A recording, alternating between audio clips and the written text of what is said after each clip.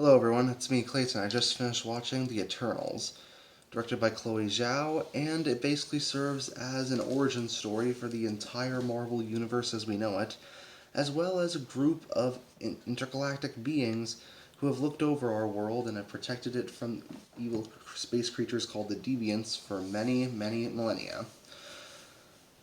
But when it comes to being an actual Marvel movie, I do think it's one of the weaker ones, and definitely the weakest so far of Phase 4. It's not Iron Man 2 or Thor the Dark World levels of quality, but I do think it definitely does have some big stumbles and shows that maybe Zhao wasn't always the right choice to be a director here. Let's get to the story, shall we? The story tells us about the Celestials, giant space gods who created the world, the life, universe, and everything. And the Eternals have been there to protect us humans from evil space creatures called the Deviants, and to slightly nudge human society into advancing in the way that they hope will be a peaceful society. Obviously, there were a few kinks in the armor of that plan, and when the Deviants resurface after centuries of peace, the Eternals have to join back up together in order to find out the truth about their origins, and to find out how to stop Earth from being completely destroyed and the birth of a new Celestial. So, that's all I'll say about the story. What I really liked about this film is definitely the cinematography, and how it definitely feels like this is the Marvel movie where it uses the most real world locations. Chloe Zhao always excels to me when she's using a lot of real world places, and when she's allowed to really give us the atmosphere of what a character is going through. She did that a lot in Nomadland, and the same thing happens here.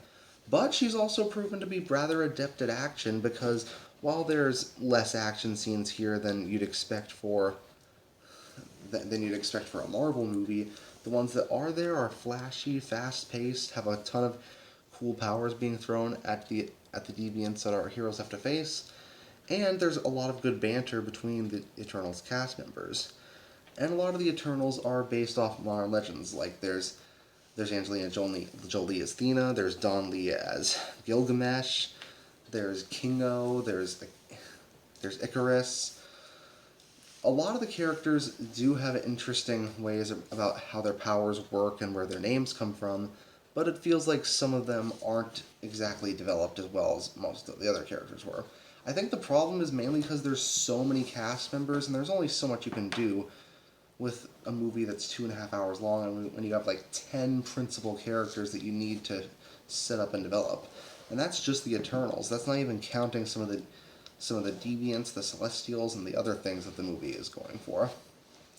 In that respect, it feels a little overstuffed and filled with a few too many exposition scenes that go on a bit too long. On top of that, the main villains of the film are not particularly interesting. They have the same problem as a lot of Phase 1 and Phase 2 villains, to me. And one of them literally pops in out of nowhere, seemingly just so it can be trailer fodder. But the two end credit scenes are also really well done. One sets up a character that I didn't think would ever be in the Marvel Universe, and one sets up one who has an interesting connection to the previous movie's main antagonists. On top of that, I love the cast and how they work off each other. I definitely loved a lot of the lore that gets dropped here, and the Celestials definitely prove themselves to be quite imposing figures. Maybe we'll see Galactus one of these days, who knows. But for now, I'd say it's definitely a decent, but not mind-bending watch, and I can see why it's been getting mixed reviews from critics. But I'm going to give it a 7 out of 10. See you next time.